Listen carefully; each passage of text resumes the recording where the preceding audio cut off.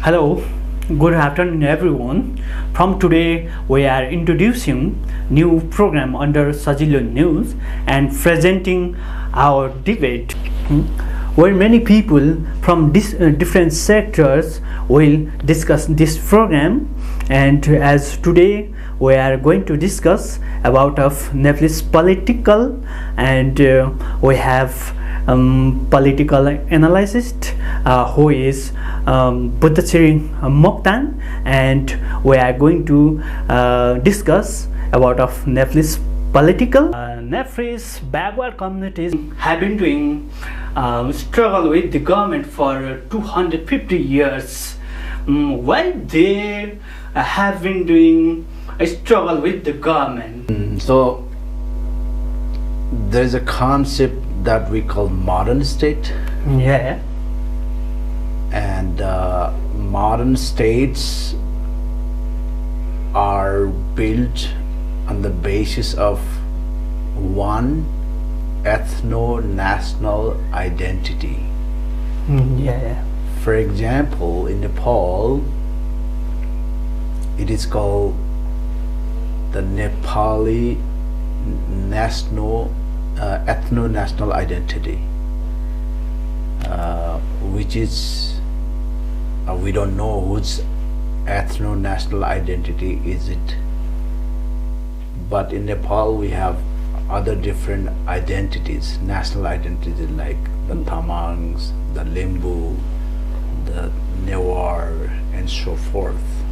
Yeah. So in the historical process, so these national identities are they suffered heavy state persecution, state brutality, so they became actually stateless. Yeah. So there is a term in political science called stateless nations. Yeah. So these other nations that become stateless are struggling for their statehood all over the world, not only in Nepal. Yeah. So their struggle is for the statehood. I think it is not only for the Nepalese issue. You are saying that? Yes, it's a global phenomenon all over the world.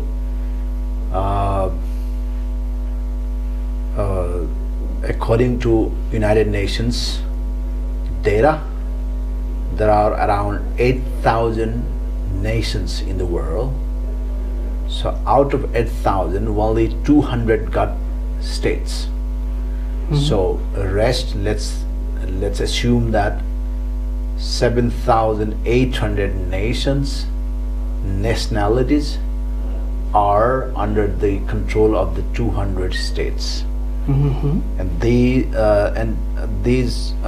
200 states are controlled by the 200 different national elites, like the Gorkhalis are the national elites of Nepal who've been controlling the state for the last 200 years, and they are enjoying all the benefits, privilege, power and privilege, and the rest of other nationalities who are in fact became stateless are fighting for their statehood, because they also want to have their share in the state power and privileges. This is not only in Nepal but in America, in Canada, in Scandinavia, everywhere in the world. You said that stateless communities are very large in the world, but little countries they are bleeding. Why they could not overcome from the situation? I mean, why aren't they successful in their struggle? Yeah. It's very difficult because if you have if once you are stateless, you lose your dignity. Mm-hmm. So one who lose their dignity, who have lost their dignity, Mm-hmm. it's very difficult for them to really organize themselves Mm-hmm. against the powerful state to fight. But and there are many other factors behind why such struggles are not successful at. But after 1990s, the struggle of stateless nations Yeah. for the statehood Mm-hmm. are rapidly getting success. Mm-hmm. Like Have you any examples like in the world? for example, in the Scandinavian countries, the struggle of Sami nation. Mm-hmm. In Canada, struggle of Inuit nation. Mm-hmm. And in New Zealand, in Australia, the struggle of Aboriginal nations. Mm-hmm. In America, the native nations. There are maybe more than 50 plus native nations in America. Mm-hmm. So they have now full rights Mm-hmm. according to the legal jurisprudence set out by United Nations Permanent Forum on Indigenous Peoples' Rights. Mm-hmm. And if you look at the Latin America, the modern states are now run by mostly indigenous nations, like Bolivia, where the first indigenous president, Evo Morales, he won the election, and then he, with his presidential decree in 2009, he declared Bolivia as plurinational state. So now even Argentinians are discussing about whether to call their state as plurinational. Even Brazil, and even Mexicans, Ecuadorians. I think they are also growing, developing countries nowadays. They are rapidly, Yeah. they are rapidly developing. Yeah. And if you look at the Africa, like the state like Ethiopia, Mm-hmm. they have now very radically, federated state. And then once it was one of the poorest country, now it's fastest growing growing economy in Africa, Ethiopia. And even this South Africa, there are autonomies for the cultural nations, local autonomies, even larger autonomies. So these are the things that we are becoming success to secure the rights and to lead the nations. But while they becoming unsuccess in South Asian, that backward communities to lead the nation. In South Asia,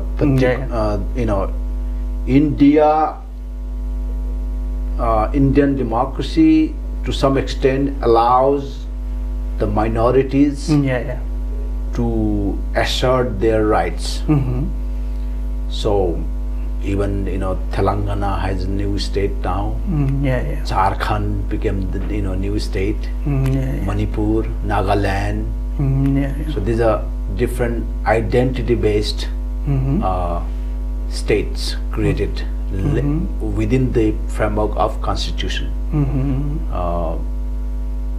And if we look at in Burma, there's so many wars going on now.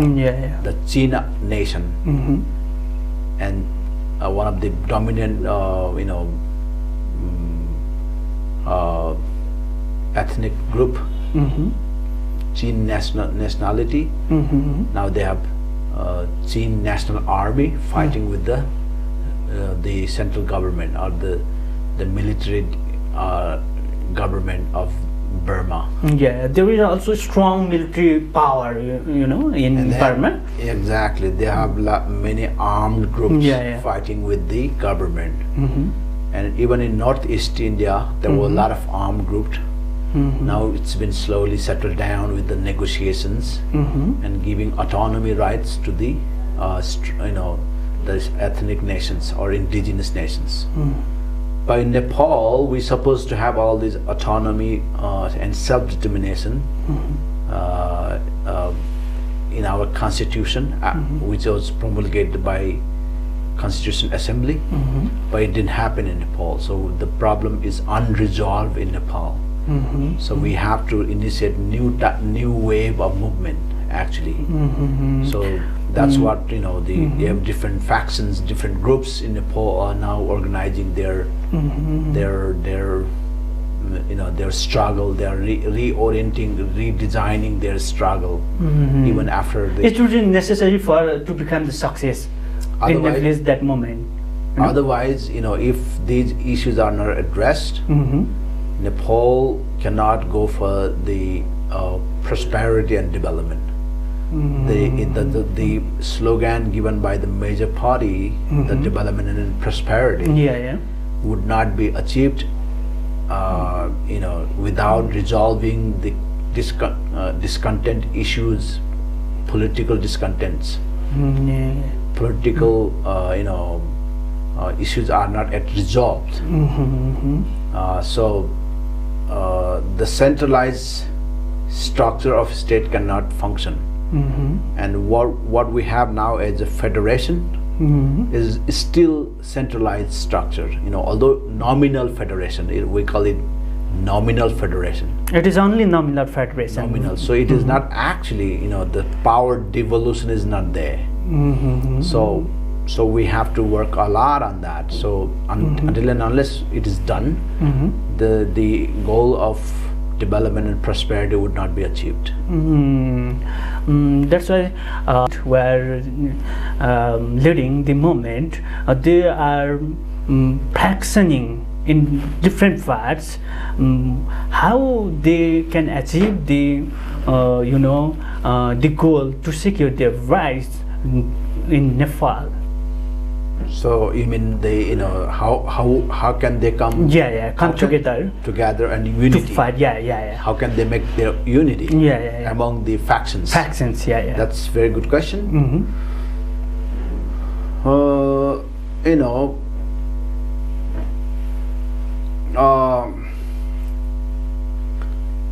philosophically speaking, political game is a game of elite. So we lack competent elite group from among the stateless nations. We lack enlightened elites from among the, you know, stateless nations. So until and unless we have these enlightened agencies or competent group of elites to fight with the state power, only why necessary to have a elite group? Because politics is the game of the elites. That's what I said. So people, you know, the mass has very little role in politics. They have, and you know, they have very important role, but their role is not. Their role is very occasional. Like when there is election, they have a role to vote. When there are big protests, they have a role. But protest and elections, it cannot happen every day. So there must be a group of enlightened, educated elites who work every day, every moment, tirelessly to designing the struggle and designing the power and designing the power matrix. And those people must be like the scientists who design it, you know, the engineers and scientists who can really do new social engineering, social power configuration, creating new social power configuration. We lack that kind of smart people from among us. So although our people may join us sometime emotionally in some protest or in election, with the due to lack of this very highly competent, highly enlightened elite group. The people's participation eventually turned out to be a zero-sum game, so we don't have a result at the end.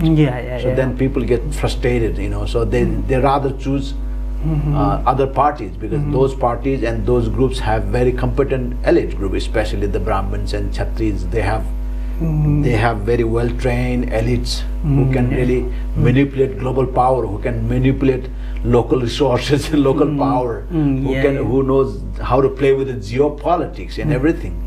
And we lack this kind of elite. So due to absence of that kind of competent team, political game cannot be win. You already said that the proper team should be conduct to excellent fight, or if you want to win the game, those things should be conduct in those group who are leading the movement, identity movement. How to conduct? Do you have any suggestions for the who are leading the movement? Have you any suggestions? This is also a very important question. We have to bring some theory to answer your question first.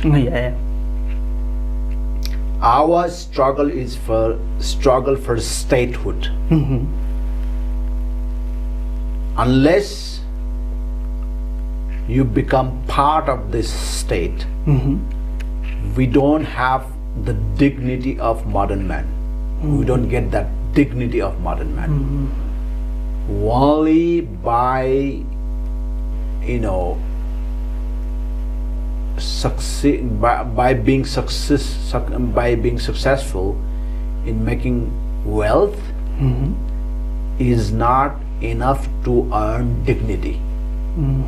Like some Tamangs are rich, but do they have dignity? No, they still considered as second-class citizen or whatever, So economic factor does not determines entirely the dignity part of the man. So dignity part of the man can be addressed with the political rights. That means having full access to political power, state power and privileges. So that's the thing.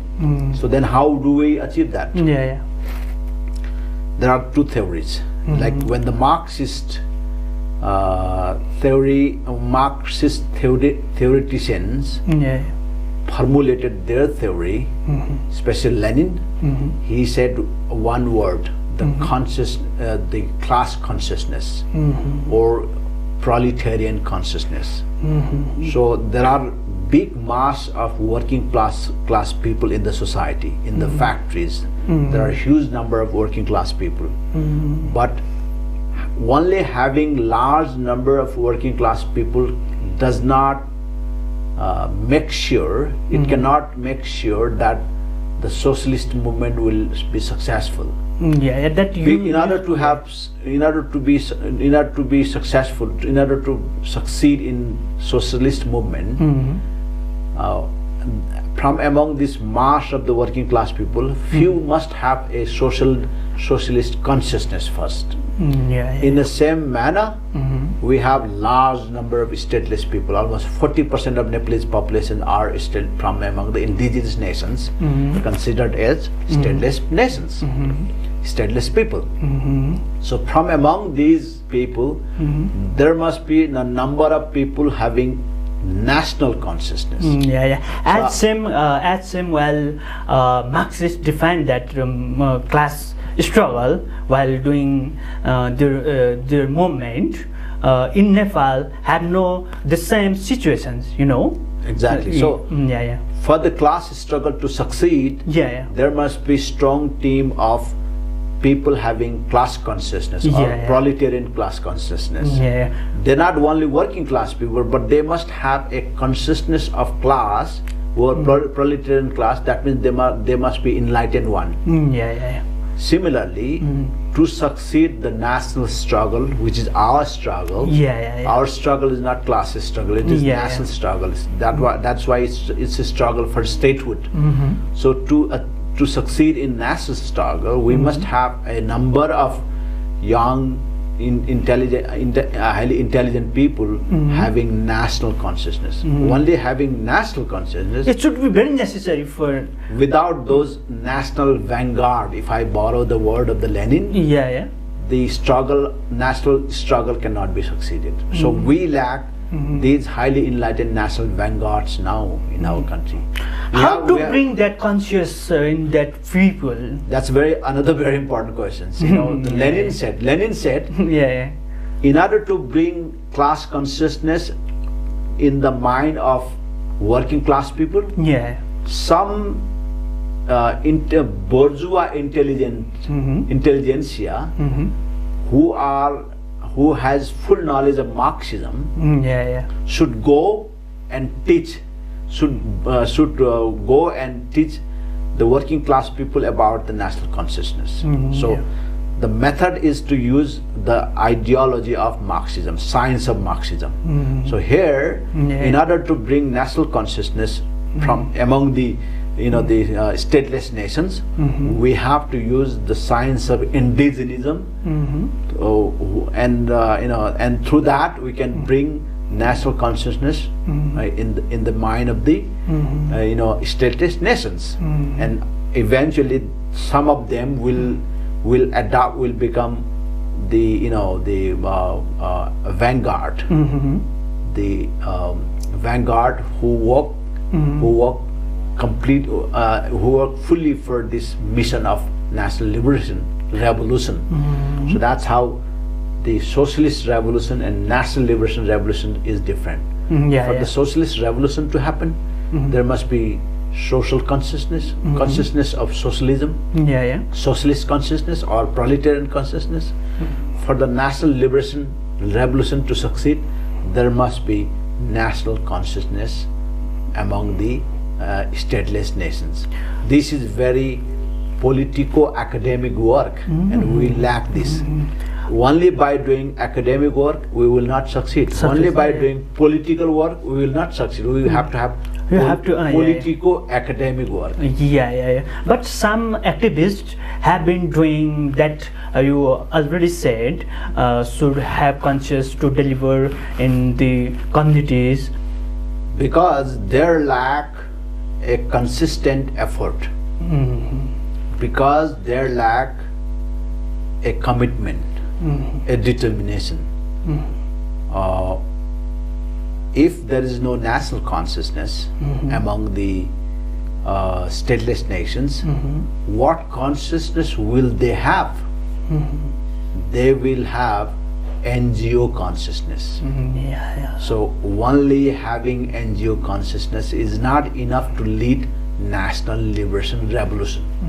NGO consciousness will ultimately end in token benefits, token gain, so little gain, maybe some reservation, and that's all. Then they end their struggle there. If you have a national consciousness, you don't end your struggle there. You want to have a statehood. You want to have share in the state power and privilege. You want to be the owner of the state. You want to be you want to be the bearer of state, not. So that's the motivation we need. So among our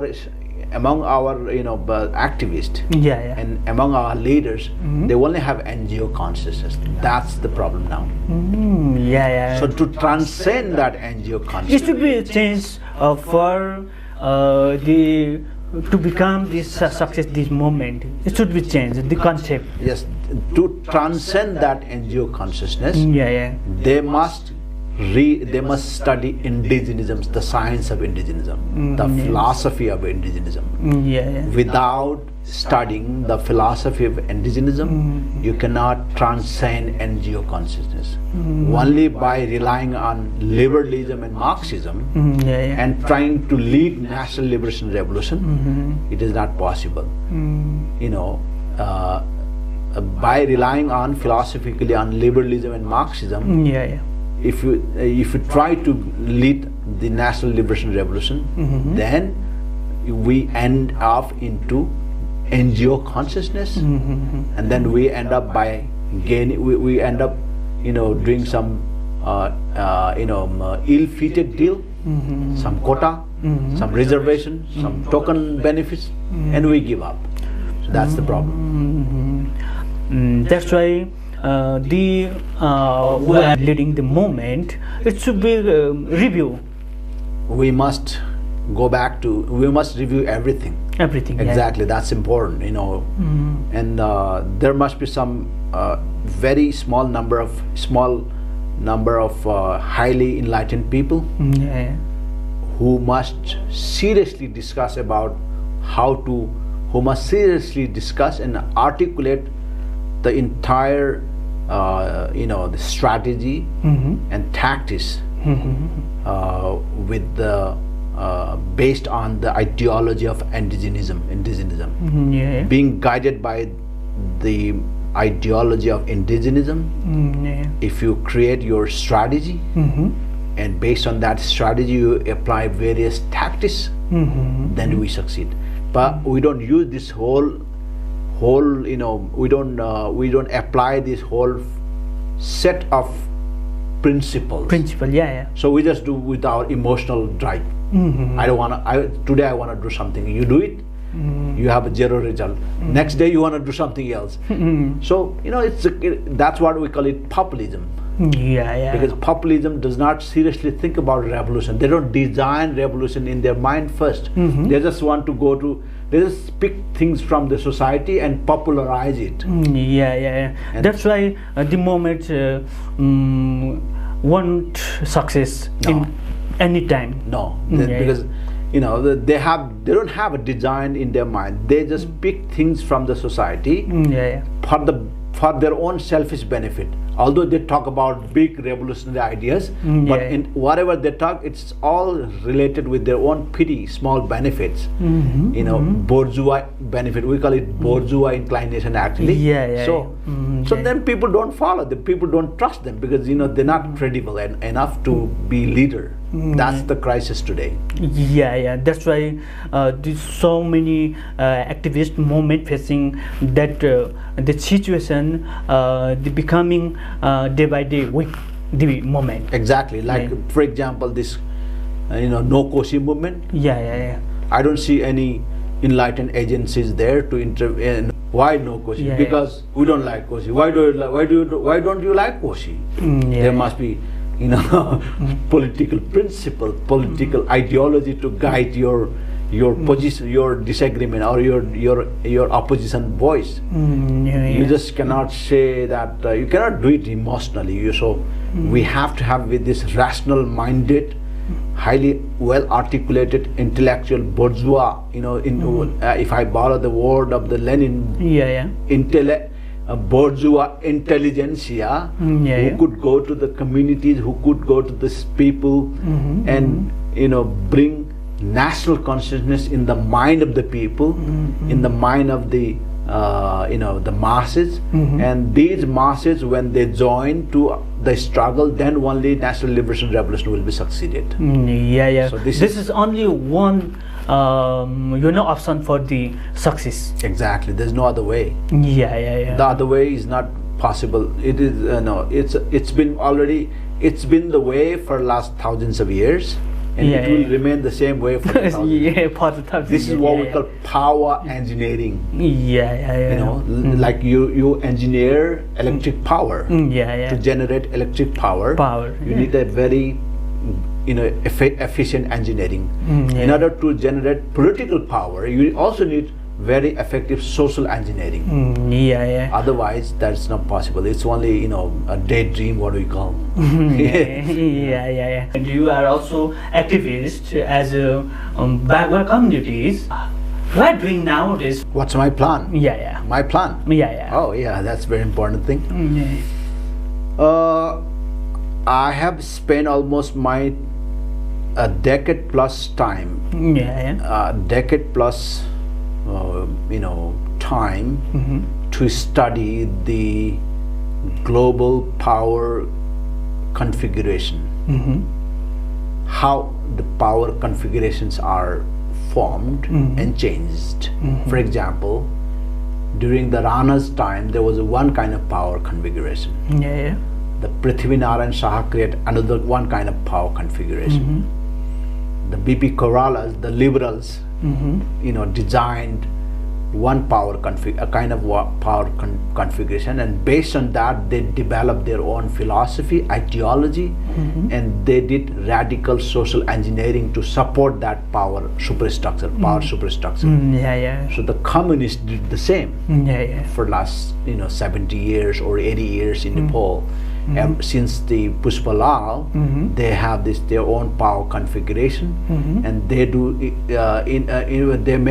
do a compatible social engineering to support in the base to support the power superstructure of the power. I think, do you want coffee from them? I mean, it's not copy. We must do the same thing. If you want to have a talk show, you must have cameras. It doesn't mean that you are copying somebody else. So it's an instrument that you have to use every time. Some may have a very fancy studios and expensive cameras, but at least whatever you have, you need a camera. So similarly, if you want to produce a revolution, you must some instrument you must use exactly it was used by other people. So we must what I've done so far is that I have articulated a vision, a philosophy, a guideline principle, and I have designed a new power configuration. That power configuration will lead the country for 21st century, the entire for the entire 21st century. So in the globally, particularly in Nepal. But it is in line with the global configuration, power configuration. So then, now I'm radically engaged in social engineering to support that superstructure, power superstructure. So through the social engineering, which we have called struggle against marginalization in Nepal, we have a campaign for a struggle against marginalization of nationalities in Nepal. So through this struggle, through this campaign, we are doing new social engineering that will support the power superstructure of power, which we have already imagined, which we have already engineered, and then it will take us maybe a decade time to complete all this, but we will be completely successful. I am 100% confident on that. Okay. Thank you for your wonderful time. Thank you.